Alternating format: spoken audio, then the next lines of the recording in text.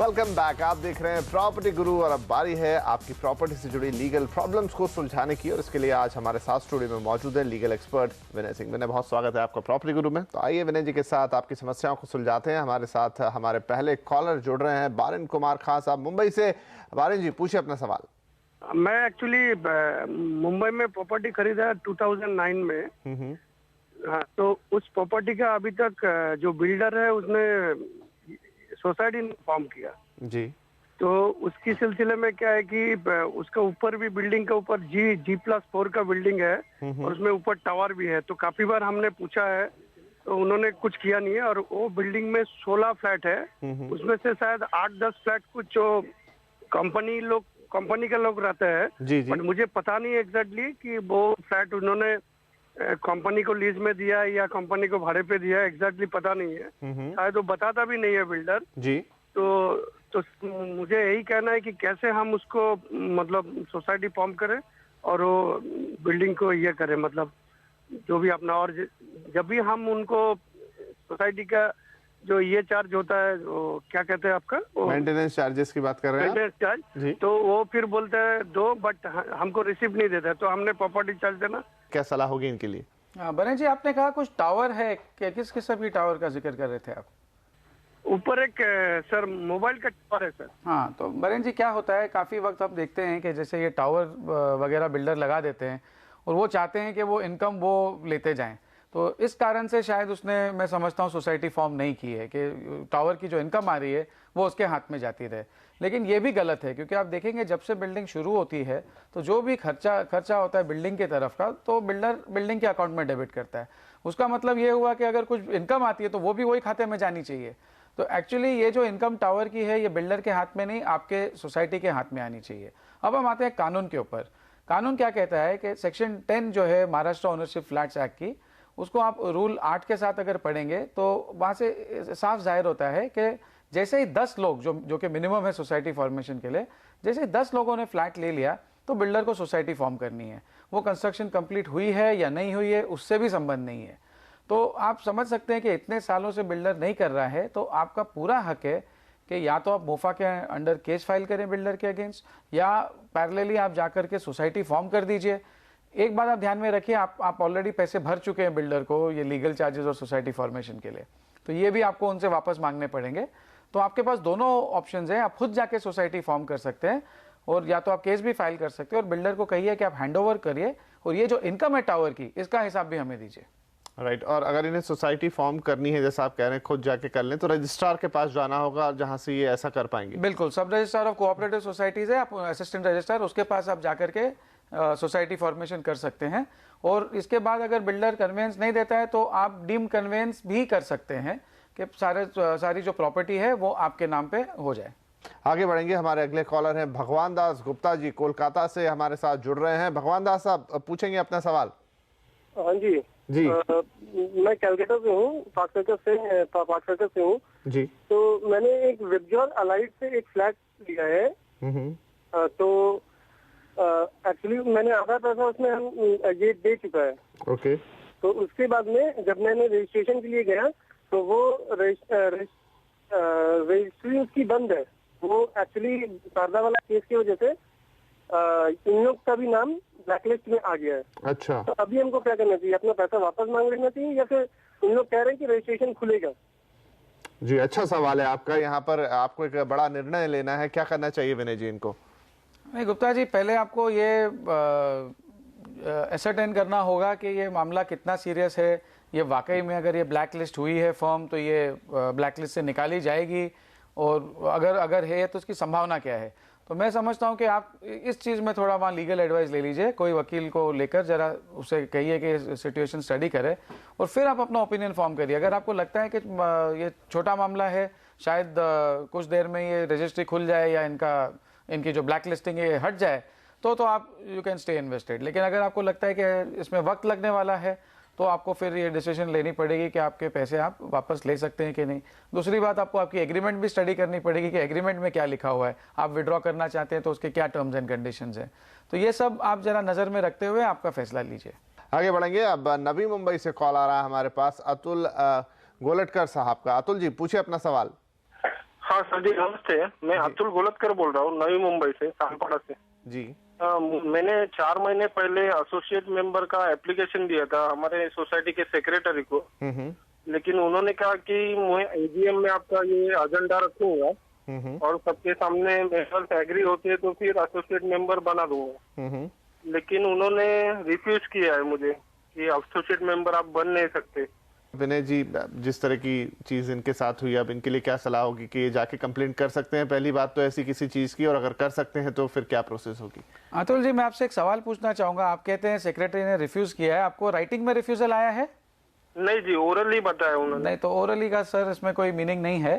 मैं आपको पहले कानून की बात करते हैं। कानून ऐसा है कि जब आप अप्लाई करते हैं एसोसिएट मेंबरशिप के लिए या कोई भी मेंबरशिप के लिए, तो सेक्रेटरी आपकी एप्लीकेशन स्क्रूटिनाइज करता है, और अगर उसमें कोई कमी रह गई है या कुछ इनकम्प्लीट है तो उसको 7 दिन में आपको इंटीमेट करना है कि ये डिफेक्ट है, आप ये डिफेक्ट को ठीक करें।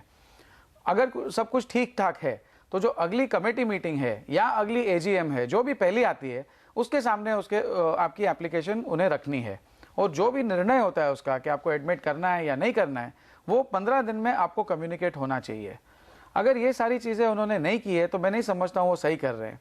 दूसरी बात यह है कि अगर आप 3 महीने तक सोसाइटी ने आपको जवाब नहीं दिया है, जो आप कह रहे हैं आज 4 महीने हो चुके हैं, तो आप ऑलरेडी मेंबर बन चुके हैं। ना बनाने या उसकी डिसीजन लेने की अभी कोई गुंजाइश ही नहीं है।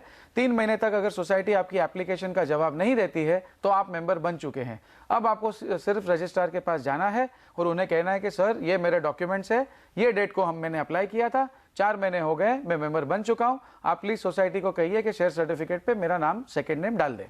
आपको सिर्फ इतना ही करना है। तो आप अपने जो डॉक्यूमेंट है, जो एप्लीकेशन है, सिर्फ उसकी कॉपी लेके जाइए और एक एप्लीकेशन करिए वहाँ। चलिए, इसी के साथ यहाँ पर हम लेते हैं एक छोटा सा ब्रेक, लेकिन ब्रेक के बाद भी सवाल जवाब का सिलसिला जारी रहेगा। आप भी बने रहिए हमारे साथ।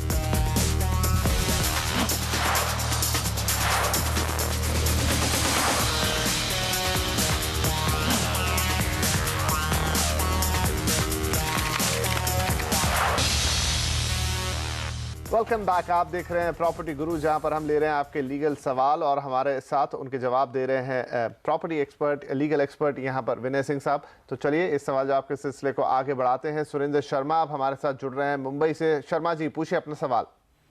नमस्कार विनय साहब। नमस्कार।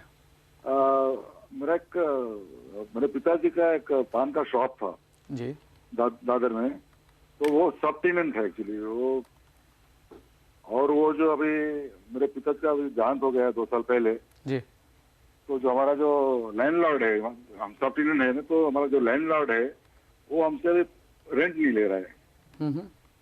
और जो पहले रेंट का रिसीट देता भी था वो करीब 7-8 साल से चालू किया था, तो दुकान लेके तो 7 साल के ऊपर हो गए जी, तो उसके ऊपर एड्रेस भी नहीं है, मतलब प्रिंटेड भी नहीं है और रबर स्टैम्प भी नहीं है। ओहो।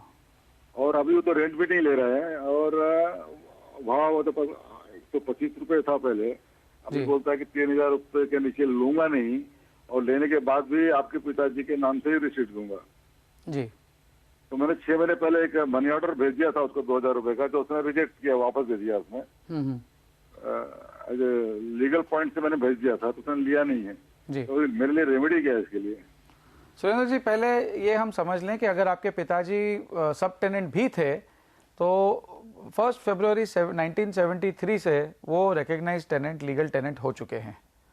तो अब वो तारीख से वो सब टेनेंट नहीं है, वो टेनेंट है।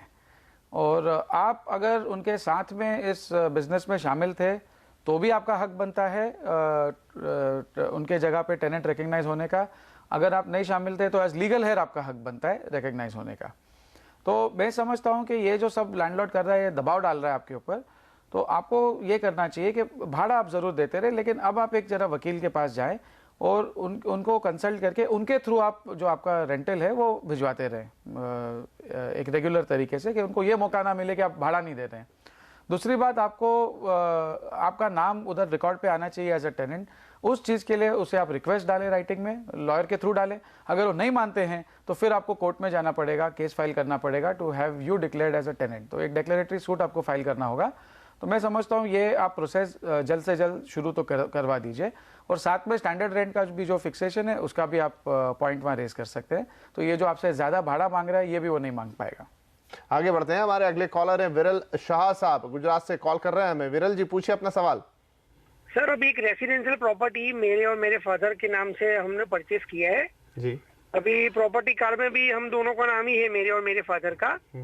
तभी मेरा एक बड़ा भाई भी है, तो अभी कभी भी फादर नहीं है तो लीगली क्या हो सकता है उसमें? मेरा रेशियो कैसा रहेगा? 75 रहेगा या फिर 50% रहेगा? सर, क्या सलाह होगी इनके लिए? विरल जी, इसका जो कानून है वो ट्रांसफर ऑफ प्रॉपर्टी एक्ट है और सेक्शन 45 गवर्निंग सेक्शन है। अब ये सेक्शन क्या कहती है कि अगर एक, दो या तीन लोगों ने कोई प्रॉपर्टी खरीदी है तो उनका हिस्सा या शेयर जो है वो प्रॉपर्टी में वो उनकी कंट्रीब्यूशन के बेस के ऊपर होता है कि आपने अगर 60% कंट्रीब्यूट किया, आपके पिताजी ने 40% कंट्रीब्यूट किया है, तो आपका ओनरशिप भी 60-40 होगा। अगर कोई कारण से किसने कितना कंट्रीब्यूट किया ये नहीं हम एसरटेन कर पाते हैं तो फिर आप दोनों का हिस्सा इक्वल माना जाएगा। तो अब आपके पिताजी अगर नहीं रहते तो उनके जो लीगल हेयर्स हैं उनका शेयर जो 50% होगा या जो भी होगा वो उनके लीगल हेयर्स को जाएगा, इंक्लूडिंग यू। अगर उन्होंने कोई विल बनाया है तो फिर वसीयत में जिसके पास छोड़ा हुआ है उनके पास जाएगा। आगे बढ़ेंगे, अगले कॉलर है हमारे पास सोलापुर से बजरंग माली साहब कॉल कर रहे हैं। बजरंग जी, पूछिए सवाल। हाँ सर, मेरी लैंड है सर जी 1.25 एकड़ सोलापुर में। सर, मैंने 1992 में परचेस की थी ये लैंड जी। तब सीलिंग का रूल था सर। ओके। सर, अभी 10 इयर्स के बाद यानी 2002 में जो मालिक है उसका ओल्ड वो एक्सपायर होके गया सर। ओके। अभी उनका जो लड़का है मेरे को तंग कर रहा है सर। किस तरह से तंग कर रहा है आपको? डिमांड कर रहा है, पैसे की डिमांड कर रहा है? हाँ, जागे के उधर के रेट बढ़ के गए, मेरे को पैसे बढ़ा के दो बोल रहा। अच्छा, चलिए तो पूछते हैं यहाँ पर विनय जी से कि क्या आपकी समस्या का हल हो सकता है, इनकी कैसे मदद कर सकते हैं विनय जी? मान लीजिए आपकी जो एग्रीमेंट थी वो मैं समझता हूँ रजिस्टर नहीं हुई है। स्टैम्प ड्यूटी हुआ मैंने पे कर दिया सर। हाँ, लेकिन एग्रीमेंट रजिस्टर नहीं हुई थी उस वक्त क्योंकि सीलिंग था। ये बात सही है? हाँ सर, उस वक्त। हाँ, तो मान लीजिए ऐसा है कि जब आप कोई भी ज़मीन खरीदते हैं तो उसे आपको 4 महीने में रजिस्टर करनी होती है और आपको एडिशनल 4 महीने मिलते हैं जो आप पेनल्टी भर करके रजिस्टर कर सकते हैं। अगर इन 8 महीनों में आपने वो प्रॉपर्टी रजिस्टर नहीं की तो टेक्निकल पोजीशन ये है कि वो टाइटल जो है वो आपके पास नहीं आता और आपकी स्थिति ऐसे ही है, इसीलिए वो आपको तंग कर रहा है। बट इसमें एक और पहलू है कि आपने पैसे दे दिए हैं और आपको शायद पोजेशन भी मिल चुकी है ज़मीन की। अगर ये स्थिति है तो वो आपको बाहर तो नहीं निकाल के फेंक सकता, अगर करना चाहेगा भी तो वाया कोर्ट करना पड़ेगा। और अगर ये आप प्रूव कर सकते हैं, साबित कर सकते हैं कि आपने पैसे दिए हैं, तो मैं नहीं समझता हूँ कोई भी कोर्ट उसे आपको बाहर निकालने का ऑर्डर देगा। बाकी ये टेक्निकल पोजीशन थोड़ी प्रॉब्लमेटिक है क्योंकि आपने रजिस्टर नहीं की है, तो टेक्निकली टाइटल आज के डेट में आपके पास ऑफिशियली आना बहुत ही मुश्किल है। इसका कोई हल नहीं है। तो प्रॉपर्टी गुरु के आज के एपिसोड में इतना ही। अगले हफ्ते आपसे फिर मिलेंगे, देंगे आपको कुछ नए इन्वेस्टमेंट ऑप्शन, साथ ही कुछ और सवालों के जवाब भी। आप अपने सवाल हमें ईमेल कीजिए pg@moneycontrol.com पर। साथ ही अपना पता और फोन नंबर जरूर लिखें ताकि हम आपसे संपर्क कर पाएं। फिलहाल आपसे लेंगे इजाजत, मिलेंगे अगले हफ्ते। नमस्कार।